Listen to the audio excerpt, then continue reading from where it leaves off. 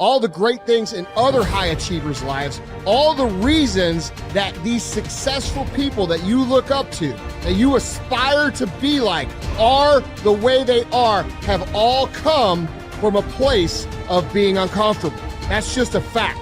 Single biggest reason why people have bad days is because they start them off by looking around at everybody else and seeing what they're doing instead of having the focus and the discipline to actually start your day off with you in control. Because everywhere I look and everywhere I see in today's society, everybody's doing everything they can to be more comfortable. They're looking for the more convenience. They're looking for the quicker. They're looking for the faster. Don't ask for security, ask for adventure. And see, it's not important how long you live. What's important is how you live. You know, I think people are always looking for some sort of, remedy or some shortcut that's going to make them be able to do things that are hard easier. But no, they're hard things for a reason. So they're going to be hard. If they were easy, everyone would do them.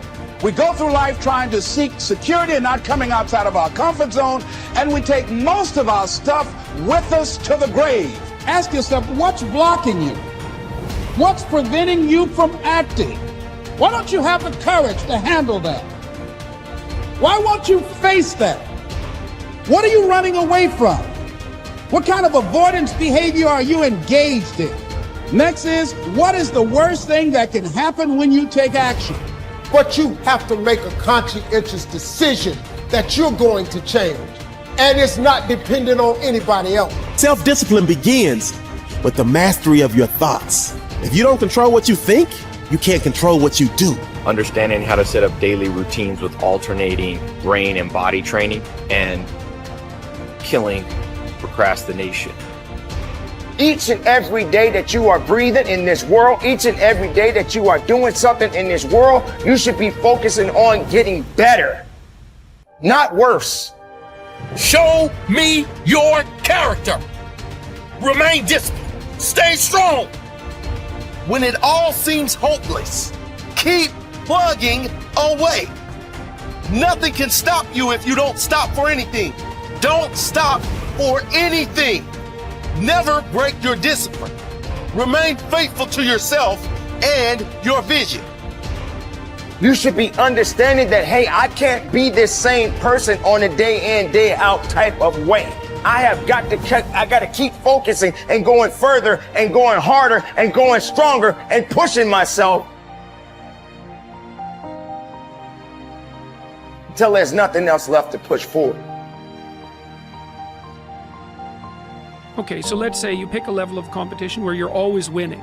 It's like, well, all that means is you've picked the wrong level of competition. Yes. Because, let's say you're a grandmaster chess player and all you do is play amateurs, and every night you go home and congratulate yourself on what a genius you are because you just stomped these people left, right, and center. It's like, you're not a genius, you're a dimwit. Right. What you should be doing is playing people who are beating you as much as you can tolerate. Right. So maybe that's 40% of the time, maybe it's 60% of the time.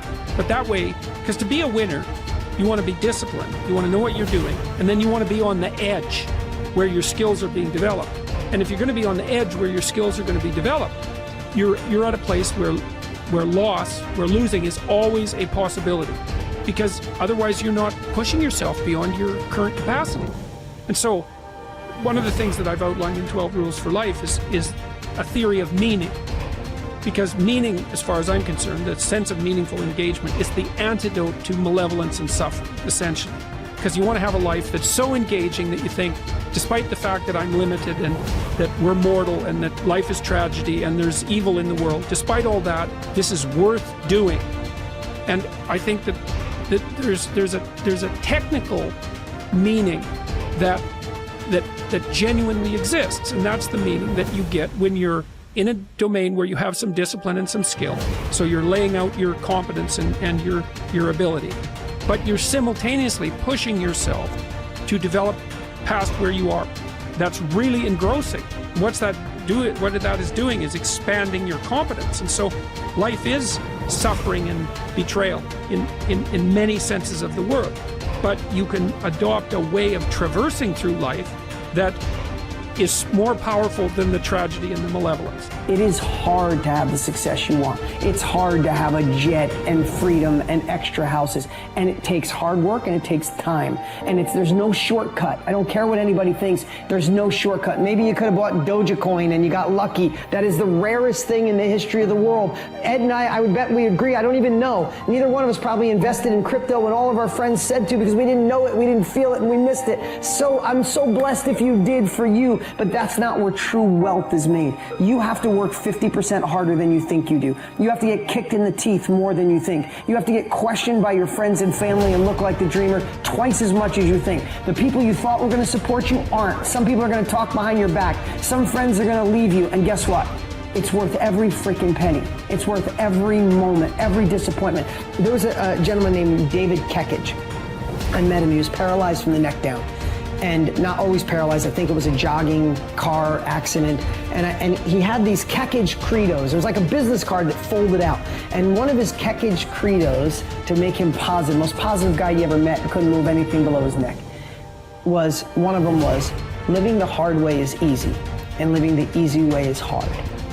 So before I answer this about multiple streams of income, I think it's really important I tell you this. Living the hard way makes it easy. I could blame a lot of people. And that's the book I was reading.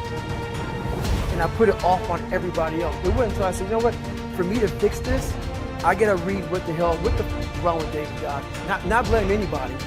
Read my book, say, okay, I'm afraid of my shadow.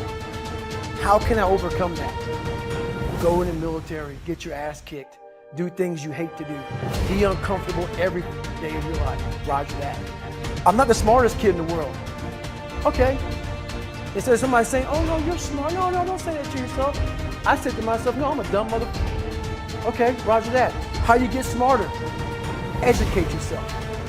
So the things that we run from, we're running from the truth. We're running from the truth, man. So the only way I became successful was going towards the truth. As painful and as brutal as it is, it changed me. It allowed me to become, in my own right, who I am today.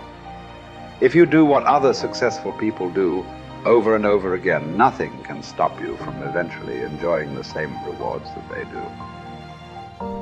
But if you don't do what successful people do, nothing can help you. Success is not an accident. Sadly, failure is not an accident either. You succeed when you do what other successful people do over and over until these behaviors become a habit. Likewise, you fail if you don't do what successful people do. In either case, nature is neutral. Nature does not take sides. Nature doesn't care. What happens to you is simply a matter of law. The law of cause and effect. You can look at yourself as a machine with a default mechanism. Your default mechanism is the almost irresistible attraction of the expediency factor. In the absence of self-discipline, your default mechanism goes off automatically. This is the main cause of underachievement and the failure to realize your true potential. When you are not working deliberately, consciously, and continuously to be and have those things that constitute success for you, your default mechanism is at work. You end up doing those fun, easy, and low-value things in the short term that lead to frustration, financial worries, and failure in the long term. One of the most important requirements for success, once you have decided what it is that you want, is the quality of willingness. Successful people are willing to pay the price, whatever it is and for as long as it takes, until they achieve the results they desire. Everyone wants to be successful. Everyone wants to be healthy, happy, thin, and rich. But most people are not willing to pay the price. Occasionally, they may be willing to pay the price, but they are not willing to pay the whole price. They always hold back. They always have some excuse or rationalization for not disciplining themselves to do everything that they need to do to achieve their goal. How can you tell when you have paid the full price of success? It's simple. Look around you. There it is. You can always tell how much of the price of success you have paid by looking at your current lifestyle and your bank account. By the law of correspondence, Your outer world will, like a mirror, always reflect the person you are and the price you have paid on the inside.